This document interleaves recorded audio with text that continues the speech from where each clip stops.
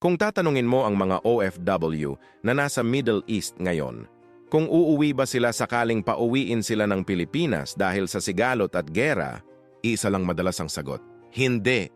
Kahit may available na flight pa yan. Kahit may advisory at announcement. Kahit may warning. Kahit may takot. Walang uwian. Hindi dahil manhid sila. Hindi dahil wala silang pakialam sa buhay nila.